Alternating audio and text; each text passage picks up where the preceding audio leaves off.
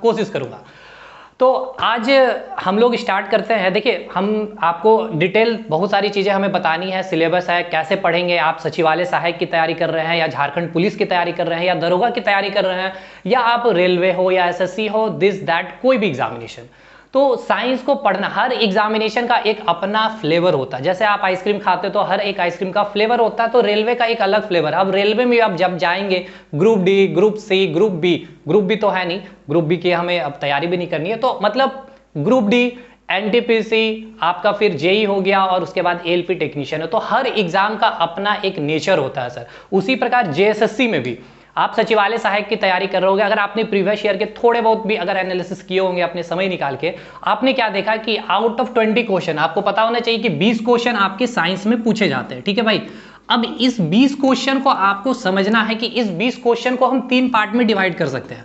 3 part में क्या रखेंगे हम, E for easy, M for moderate और डी फॉर डिफिकल्ट या फिर एच रख सकते हैं हार्ड। ठीक है, अब हमें काम क्या करना है, देखिए एक जो बंदा सिलेक्शन लेता है वो सबसे पहले उसका ना निशाना यहां पर होता है कि यहां पर हम 100% करके आए।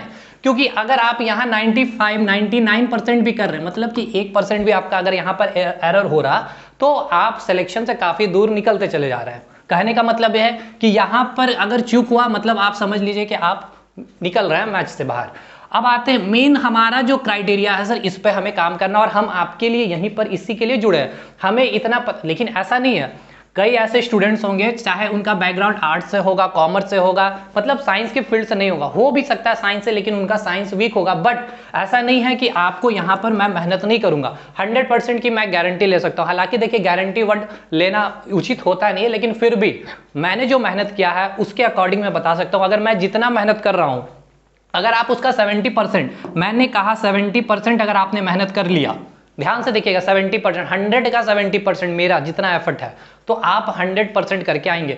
मेन टारगेट हम लोग यहां पर रखेंगे। और देखिए जब हम इस पर अच्छा कमांड कर लेते हैं ना सर, देखिए ये डिफिकल्ट और ये हार्ड क्वेश्चन देता है क्यों कोई भी कमीशन, चीजों को समझिए। कोई कमीशन इस क्वेश्चन को देने का मतलब ये रखता है, एक तो जो होता है ना नौशखिया जिनको बोलते हैं, नए नए एग्जामिनेशन आए, तो एक तो आप यहाँ आते हैं, क्वेश्चन को देखते हैं, तो भाई काफी टाइम लगाएंगे, थोड़ा सा टाइम निकल गया। एक बंदा वो होता है जो अच्छी तैयारी में, और एक ईगो आ जाता है एग्जामिनेशन की, इतना हमने पढ़ा, ये क्वेश्चन कैसे नहीं बनेगा, तो ये आपका टाइम ले लेगा, या फिर आप गलत अटेम्प्ट करेंगे, बाहर निकलेंगे मैच से। तो ये सब चीजें हैं, बाकी इनको बाहर रखते हैं, इन पर हमें ज्यादा फोकस अभी करना नहीं है। ठीक है ना, तो मेन हमें क्या करना है, अभी पढ़ना है ओम्स लॉ। ओम्स लॉ क्या है भाई, इसको भी हम थोड़ा सा आपको समझाते हैं। देखिए फिजिक्स में हमें पढ़ना होता है बेसिक इलेक्ट्रिसिटी। ठीक है, यानी कि हम इसे लिख रहे हैं BE, it means basic electricity. ठीक है, बेसिक इलेक्ट्रिसिटी का ही एक पार्ट है आपका, एक पार्ट, इट मींस कि हमें इसके अंदर ही पढ़ना होता है ओम्स लॉ को। ठीक है मेरे भाई, ओम्स लॉ को हमें क्या करना, पढ़ना। तो चलिए आते हैं, हम इस पे ज्यादा समय इधर उधर की बातें नहीं करेंगे, समझेंगे। और देखिए सबसे पहला तो एक चीज ये रखिएगा, देखिए हम आपको बताते हैं क्या होता है ओम्स लॉ। आपने भी पढ़ा, मुझे पता है, मुझे ऐसा एक सिंगल स्टूडेंट्स नहीं होगा जिनको नहीं पता है। आपने क्या पढ़ा है मैं आपको बताता हूं। देखिए आपने पढ़ा है V directly proportional to I। चलिए बात करते हैं जिनको नहीं पता, V4 आप इनको बोलते हैं वोल्टेज भी, बहुत उचित अगर यह बोला जाए तो इसका सटीक वे में हम इसे बोलते हैं पोटेंशियल डिफरेंस। और I4 होता है आपका करंट। ठीक है, ये हमने पढ़ा है। और इसमें हमने क्या पढ़ा है कि R यहाँ पर क्या रहता है, कांस्टेंट। R मतलब क्या हो गया, रेजिस्टेंस, हिंदी में कहेंगे प्रतिरोध, पोटेंशियल डिफरेंस को कहेंगे विभवांतर, और I for current, it means धारा। लेकिन ये करने से हमारा काम नहीं चलने वाला सर। ठीक है ना, तो फिर कैसे होगा, देखिए इस चीज के लिए तो हम यहाँ नहीं आए ना, इस चीज को तो आपकी किताबों में भी बहुत अच्छी तरीके से बताया गया है। हाँ, अब इस चीज को ऐसे करने से काम नहीं चलेगा। मेरा कहने का मतलब यह है कि फिजिकली आप हमको जो देख रहे हैं, फिजिकली आप देख रहे हैं ना जी हमको, तो आपको ये फिजिकली आपको ये होना चाहिए, फील करना। ओम्स लॉ ने बोला है तो हम उसको फील कर रहे हैं। ठीक है, चलिए आते हैं। देखिए ओम्स लॉ में क्या बोला गया है, ओम्स लॉ में ये बोला गया है कि आपके पास एक कंडक्टर है। कंडक्टर इट मींस क्या होता है, उसको भी हम थोड़ा सा बहुत ही ब्रीफ करते हैं। कंडक्टर मैं 3 वर्ड ले रहा हूं, एक होता है आपका कंडक्टर, एक होता है आपका सेमी कंडक्टर, और एक होता है आपका इंसुलेटर। ठीक है मेरे भाई, देखो इंसुलेटर को हिंदी में क्या कहेंगे, और सेमीकंडक्टर को क्या कहेंगे, और कंडक्टर को क्या कहेंगे, कंडक्टर को कहते हैं चालक। ठीक है, हम इस पर आते हैं, मेन हमें अभी इस पर काम करना है। 3 टाइप्स के लड़के होते हैं, ग्रुप में हमने 3 टाइप्स के ग्रुप बांट रखे हैं। एक होता है, एक ऐसा ग्रुप का लड़का है जिसको बोला है हमने जी फॉर गुड। एक ऐसा ग्रुप का लड़का है जो जी और बी के बीच में है। मतलब ये बंदा वो है जो खेलेगा भी, पढ़ेगा भी, सब काम ये करेगा, और ये है इसको केवल खेलना है, मतलब बी फॉर बैड, ठीक है। ये कंडक्टर वो है ना, कंडक्टर गुड के श्रेणी में आ रहा, मतलब यहां से आपकी हर, मतलब कि कोई भी कंडक्टर को, अब आप थोड़ा सा फिजिकली में समझाओ तो घर में आप तार को यूज करते हैं, वो चाहे कॉपर हो चाहे एल्यूमिनियम हो, वहां से आपका वो क्या एक अच्छा कंडक्टर है, इट मीन्स कि वहां से करंट इजी वे में फ्लो करेगी। अब हम आते हैं इस लड़के पे, यानी कि जो लड़का खेलता भी है, पढ़ता भी है, सब काम करता है, ये केवल पढ़ने वाला, यानी कंडक्टर आप समझ गए क्या है। तो सेमीकंडक्टर वो है जो यहां से तो करंट फ्लो करेगी, ऐसा नहीं कि नहीं फ्लो करेगी, बट अगर आपने कुछ टेम्परेचर चेंज कर दिया है तो हो सकता है वहां पर काफी वेरिएशन, और ये वो है इंसुलेटर जहां से करंट फ्लो ही नहीं करती है, मतलब यहां पे इनकी दुश्मनी चलती है करंट से। मतलब आप यहां से, जैसे कि आपकी लकड़ी, क्या आप लकड़ी से फ्लो करवा सकते हैं करंट को? नहीं करवा सकते मेरे भाई, ठीक है। कंडक्टर समझ में आ गया। तो कंडक्टर हमने बोला, ये मैं समझा रहा हूं बहुत ही डिटेल में, आपने किताबों में ये भाषा पढ़ी है। एक कंडक्टर है, ठीक है, एक कंडक्टर है, इसको समझिए, ये चालक हमने लिखा है, चालक it means conductor, C for conductor, ठीक। अब इस कंडक्टर का दो किनारा है, पॉइंट ए और एक किनारा है पॉइंट बी। इन दो किनारों के बीच, ठीक है ना, इन दो किनारों में जो ये इस चालक के इस दो किनारों, इस दो इंड, ठीक है ना, इस दो इंड में जो पोटेंशियल डिफरेंस है, इट मींस भी फॉर पोटेंशियल डिफरेंस या वोल्टेज भी बोल सकते हैं। तो इस कंडक्टर का जो दो इंड है उसका जो पोटेंशियल डिफरेंस है वो डायरेक्टली प्रोपोर्शनल होता है जो करंट इस चालक में फ्लो कर रहा होगा उसके। बट आर आपका क्या होना चाहिए? कांस्टेंट होना चाहिए, ठीक है। ये हमने किताबों में पढ़ा है भाई, और बिल्कुल सही चीज है। हमारे चचा ओम ने यही बताया था कि भी समानुपाती आई, इट मींस वोल्टेज यानी कि पोटेंशियल डिफरेंस समानुपाती होता है करंट के। आपका क्या होना चाहिए? आर कांस्टेंट होना चाहिए। क्लियर है मेरा भाई? ये चीजें समझ में आ गई आपको? यानी कि कोई भी चालक का कोई दो एंड, उससे जो भी पोटेंशियल डिफरेंस होगा उससे बहने वाली उसकी धारा की क्या होगी सर? समानुपाती होगी, ठीक है। क्लियर हो गया?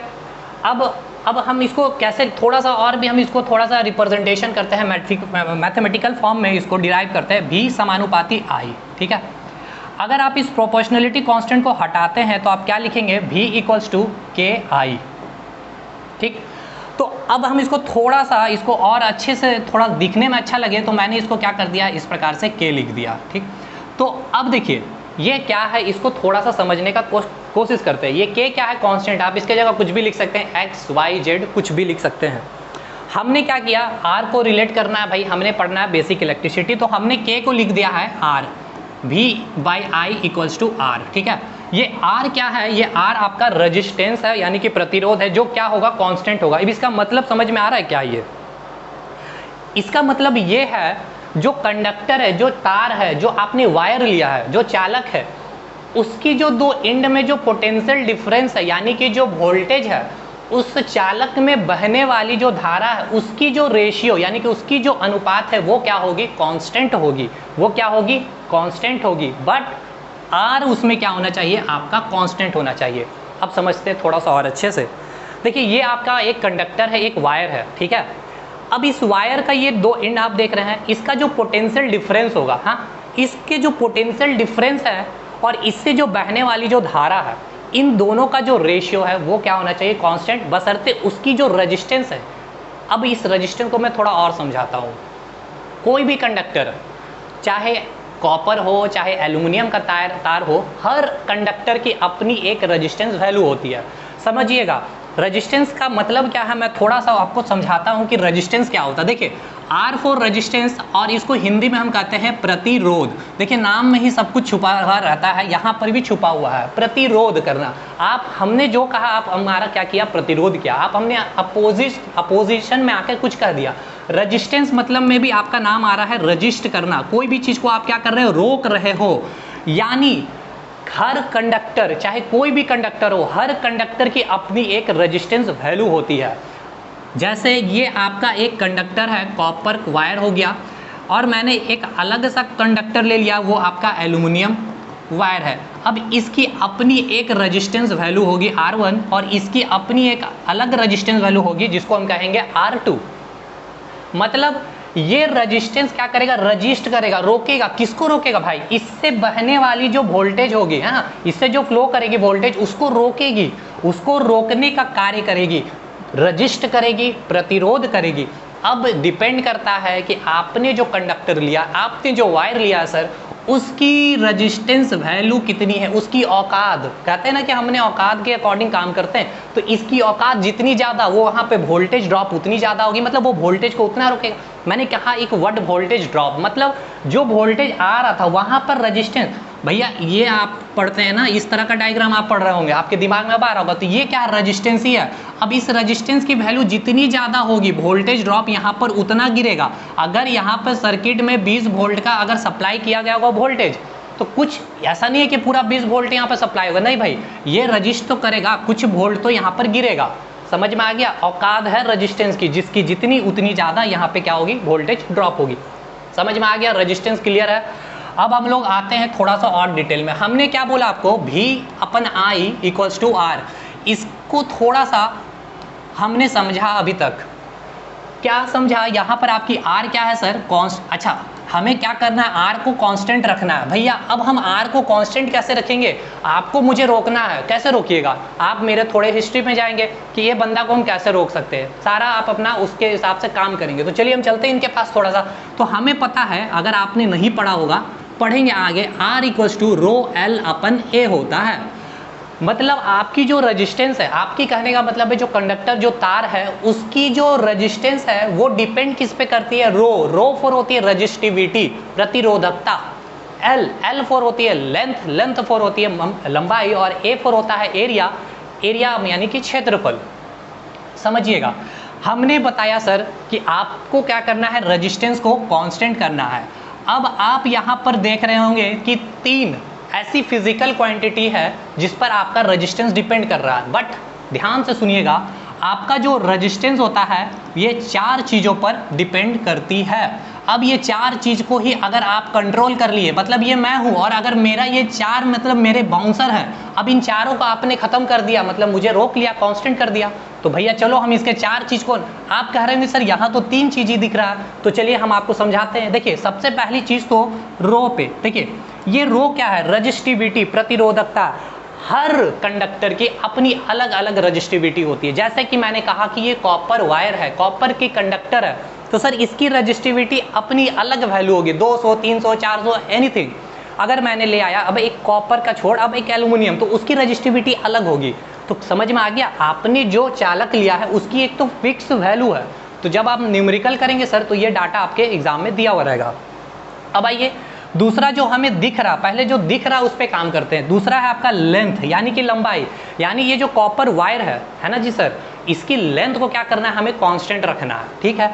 तीसरा इसकी एरिया मतलब ऐसा नहीं है कि आपने घर को, आप सिंपल से मैं चलूँगा, वायरिंग भी करवाऊँगा अभी आपको, तो आपने घर में जैसे वायरिंग किया, ठीक है, करते हैं जब घर बनता है तो पहले आप दीवारों में पूरा अच्छे से वायरिंग करते हैं। तो क्या आपने कभी ऐसा किया है सर कि आपका जो मेन स्विच है, ठीक है भाई, वहाँ से फ्रिज तक आपने कोई कॉपर वायर का तार लगा दिया है और फिर आपने मेन स्विच से टीवी AC को कनेक्ट कर दिया है एल्युमिनियम? ऐसा तो नहीं देखते हैं।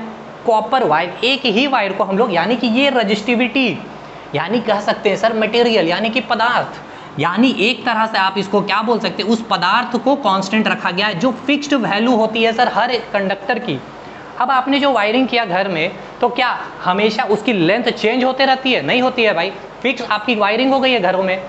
क्या उसकी एरिया, क्या उसकी लंबाई, क्या उसकी मोटाई, क्या उसकी चौड़ाई चेंज होती है उस तार की या वायर की? नहीं होती है, फिक्स होती है। तो इसको इसीलिए तो फिक्स किया जाता है ना, ताकि उसकी रेजिस्टेंस वैल्यू फिक्स हो सके।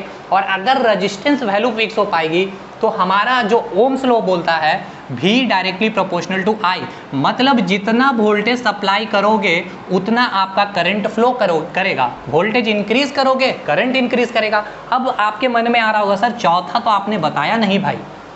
देखिए चौथा होता क्या है, ये जो रो है ना, ये जो आपने देखा रो, ये रो डिपेंड करती है आपकी टेम्परेचर के ऊपर भी। अगर आपने टेम्परेचर कांस्टेंट नहीं रखा है और अगर आपका टेम्परेचर चेंज हो रहा है, ठीक है ना, तो फिर आपकी रो की वैल्यू चेंज होगी, और जहां रो चेंज होती है तो यहां पर R भी चेंज होगी, और अगर R चेंज हो गई तो ओम्स लॉ आपका फेल हो गया। तो चौथा चीज ये देखिए, ये क्वेश्चन आपका कहाँ पूछा। अब देखिए, अब मैंने कहा ना कि हर एग्जाम का अपना एक नेचर होता। अब ये आप सोचोगे कि JSSC में पूछ ले भाई टेम्परेचर, ना जी ना, ये इतना डिटेल में जाने की औकात नहीं है इसकी। ये पूछा कहाँ गया आपका बीपीएससी में।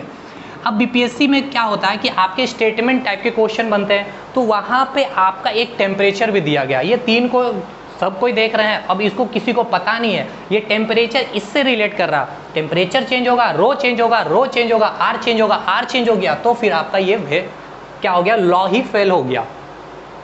समझ में आ गया? इतना यहाँ पे क्लियर है।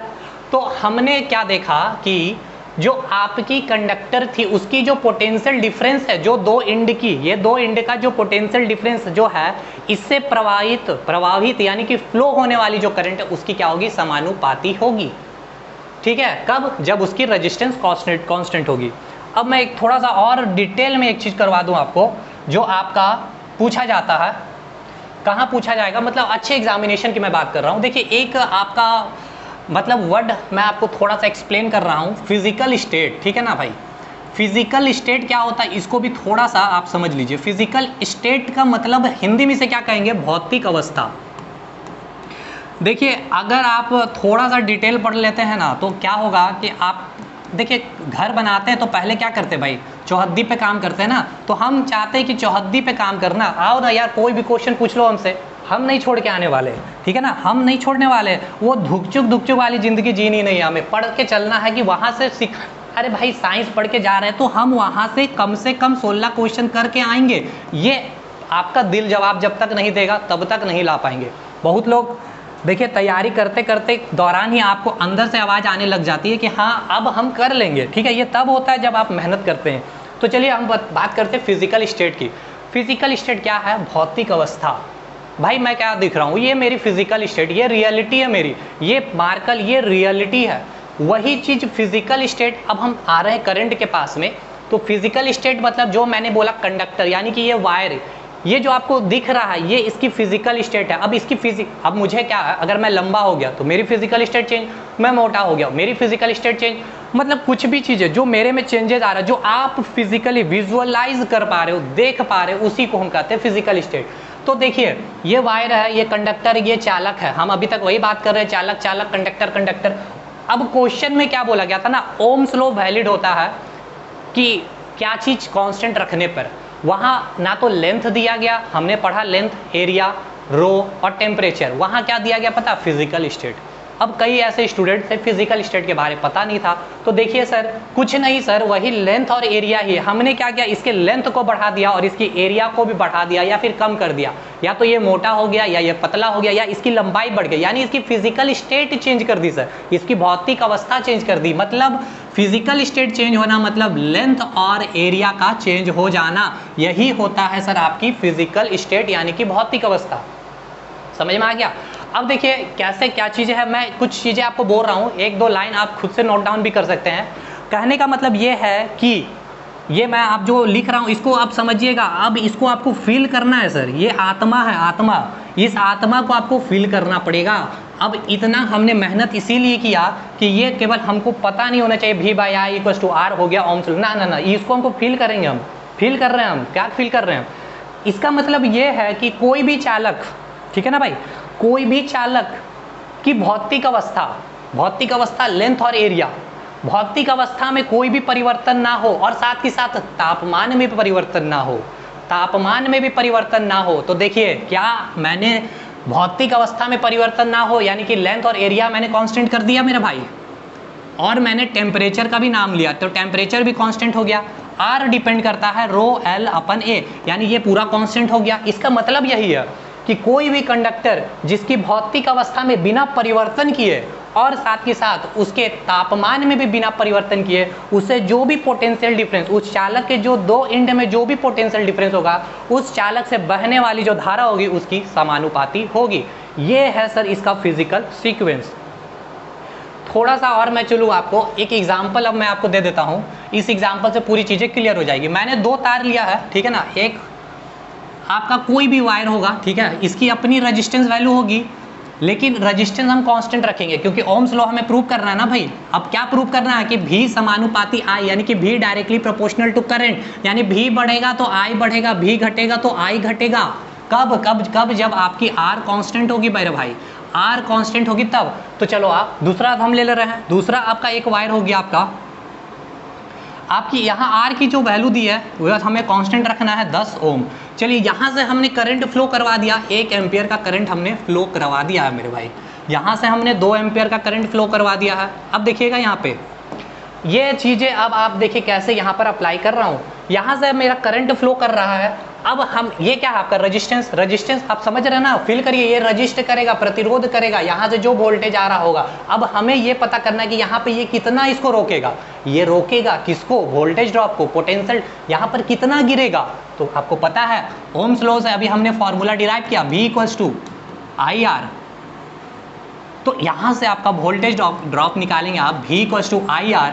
तो क्या निकलेगा, I की वैल्यू 1 है और R की वैल्यू 10 है, यानी कि 1 × 10 इट मीन्स 10 वोल्ट। अब देखिएगा मजे वाली चीज़ यहाँ पर, जब आप यहाँ पर इसका जो वोल्टेज ड्रॉप, ये इसकी जो औकात है और इसकी जो औकात देखिए 10 ओम की है औकात, और यहाँ पर कितना वोल्टेज ड्रॉप हो रहा देखिएगा, V = IR। I कितना है सर 2 और R कितना है 10, 20 वोल्ट। अब देखिए V1 मैं इसको ले रहा हूँ आपका, V1 ये आपका हो गया 10 वोल्ट और V2 आपका हो गया 20 वोल्ट, यानी यहाँ पर आप क्या देख रहे हैं 2 टाइम्स इंक्रीज हो गया आपका। अब यहाँ देखिए आपका वोल्टेज इंक्रीज हुआ 2 टाइम्स, कब, जब आपका करंट भी 2 टाइम्स इंक्रीज क्या हुआ, देखिए तो 1 एम्पियर 2 एम्पियर हुआ। तो ये प्रूव हुआ सर, ओम्स लॉ ने ये बोला, कब, जब हमने इसको कांस्टेंट रखा। इसकी भी आप आर वैल्यू देखो और इसकी भी आर वैल्यू आप देखो, क्या हमने रखा कांस्टेंट।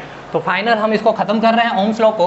ओम्स लॉ सिंपल सी चीज़ हम इसको ये समझे, V/I = R, मतलब ये है कि कोई भी चालक, कोई भी कंडक्टर जिसकी भौतिक अवस्था यानी कि लेंथ और एरिया और साथ ही साथ उसके तापमान में बिना कोई परिवर्तन किए, भौतिक अवस्था में परिवर्तन किए बिना और तापमान में परिवर्तन किए बिना, उसकी जो कंडक्टर के जो 2 एंड है उससे जो प्रभावित होने वाली जो वोल्टेज होगी वो उससे प्रभावित होने वाली धारा के समानुपाती होगी। तो इसको और थोड़ा सा हम लोग इसको फॉर्मूला एक बना लेते हैं, V = IR। कई बार हम इसे न्यूमेरिकल में यूज़ करेंगे, और जब इसका देखिए काफ़ी ज़्यादा आपका क्वेश्चन पूछता है आपका रेलवे खास करके।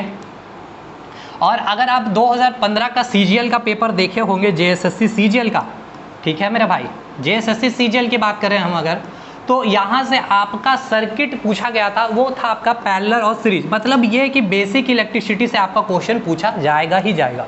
तो आई होप चीज़ें आपको समझ में आ गई होगी कि ओम्स लॉ होता क्या है, नहीं होता है, आपको समझ में आ गया होगा। ठीक है, तो चलिए आज की क्लास को यहीं ख़त्म करते हैं। आई होप सो चीज़ें आपको समझ में आ गई, फिजिकल आपको इसका समझ में आएगा कि क्या कहना चाहता था हमारे जो ओम्स चचा जी जो थे, जो इन्होंने कहा V समानुपाती I, ये है क्या, फिजिकली हमने जो आपको समझाया था ये वाली बात, ये आपको समझ में आ गया होगा। तो चलिए आज की क्लास को यहीं पे ख़त्म करते हैं, हम लोग मिलेंगे अगले वीडियो में। तो जो लोग भी न्यू हैं, मैं आपसे रिक्वेस्ट करता हूं, अगर आपको अच्छा लगता है, लग रहा है कि वाकई कंटेंट में एक दम है, क्वालिटी कंटेंट दी जा रही है, चीज़ों को समझाया जा रहा, अगर आप किताबें पढ़ करके समझ जाते तो आप यहाँ नहीं होते, लेकिन अगर आप यहाँ हैं और वो काम अगर मैं कर पा रहा हूँ तो प्लीज़ चैनल को सब्सक्राइब करें, दोस्तों को बताएं, जो नए जुड़े हैं वो वीडियो को लाइक ज़रूर करें और प्यारा सा एक कमेंट ज़रूर करें। देखिए आपका कमेंट, देखिए मुझे क्या पता है भाई, व्यू से कुछ चीज़ें पता नहीं चलती, कमेंट से ही पता चलता है मैं अपने आप को और कैसे इम्प्रूव कर पाऊँ। तो चलिए आज की वीडियो को यहीं समाप्त करते हैं, मिलेंगे हम लोग अगले वीडियो में, तब तक के लिए धन्यवाद।